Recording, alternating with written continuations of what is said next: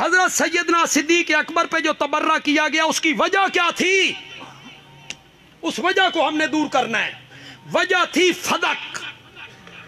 سیدہ فدق مانگنے گئیں، دربار میں کھڑی رہیں، ابو بکر نے سیدہ کو حق نہیں دیا، یہ وجہ بنائی انہوں نے۔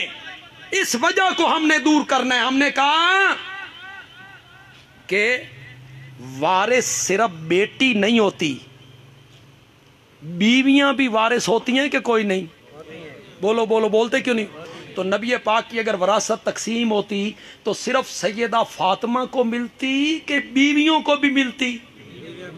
تو حضرت ابو بکر نے اپنی بیٹی عائشہ کو دے دی تھی، حضرت عمر کی بیٹی کو دے دی تھی، بیویوں کو دے دی تھی۔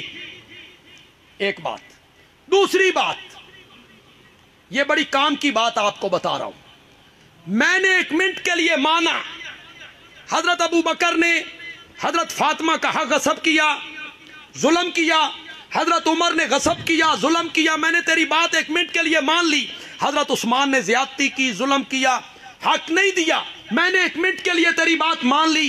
مجھے مطمئن کر، مجھے جواب دے، جب حضرت علی برسر اقتدار آئے، خلافت ان کے پاس، امامت ان کے پاس، حکومت ان کے پاس، فوج ان کے پاس، پولیس ان کے پاس، طاقت ان کے پاس، قوت ان کے پاس، حضرت علی نے فدق کا باغ جو فاطمہ کا حق تھا یہ فاطمہ کے وارثوں کو لوٹا دیا تھا۔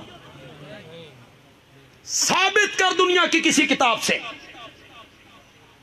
کہ حضرت علی نے حسنین کریمین کو بلایا اور کربلا بیٹا اے تہاڈا حق سی، انہاں ترائے نے نہیں دیتا، اب میں اس کو لوٹا رہا ہوں۔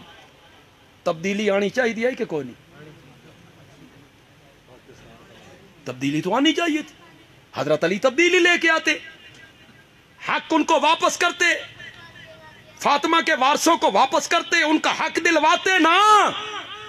تو ثابت نہیں کر سکتا، قیامت کی صبح تک ثابت نہیں کر سکتا، میں ثابت کر سکتا ہوں، میں اور تیری کتابوں سے ثابت کر سکتا ہوں کہ جب حضرت علی کو یہ کہا گیا کہ فدق فاطمہ کا حق تھا، یہ ان کی اولاد کو واپس لوٹاؤ، تو حیدر کرار نے کہا تھا فدق کے معاملے میں میرا فیصلہ وہی ہے جو ابو بکر و عمر کا فیصلہ ہے۔